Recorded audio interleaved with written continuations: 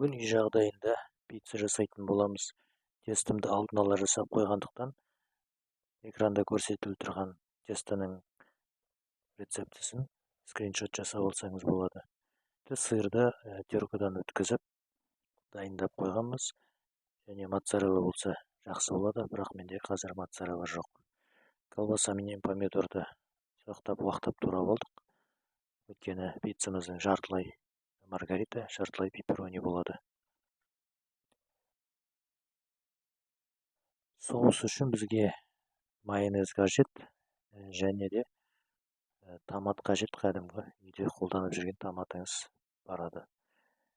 Ол үшін бір ас қасық томат саламыз, және бір ас қасық майонез салатын боламыз. Кейін дұрыстап тұрып араластырып аламыз.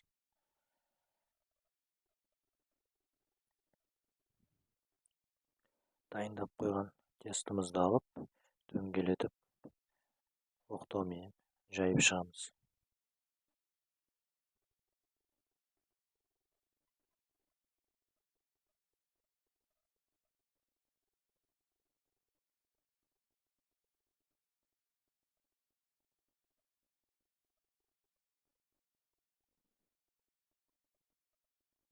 Тестіміз жабысып қалмас үшін столдың астына май жағып шығамыз.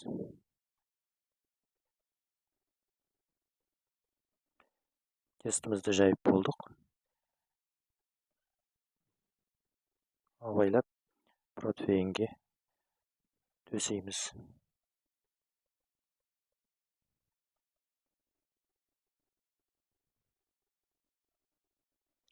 Протеинге бір тегіс жайып, жан-жағына бортик жасаймыз.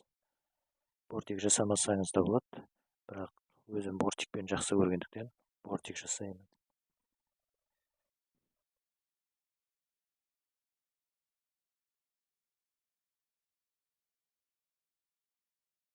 Пиццамыз духовкаға салған кезде көтеріліп кетпес үшін осылай вилкаменен барлық жерін мұқият тесіп шығамыз.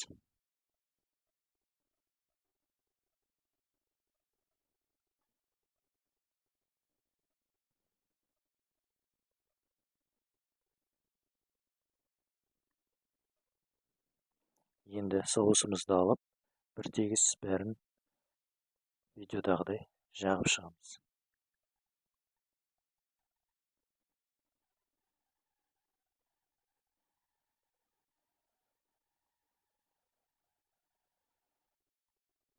Енді теркадан өткізген сырымызды сеуіп, дұрыстап бір тегістеп төсеп шығамыз.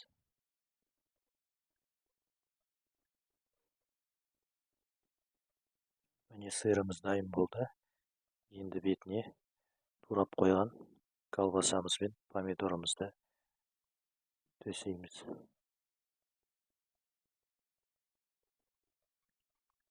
Осыны бәрін жасамас бұрын духовкамызды 250 градусқа асты үстін қыздырып қосып қоямыз. Әбден қызғаннан кейін пиццамызды саламыз. Қазір мен духовканы қосып дайындап қойдым.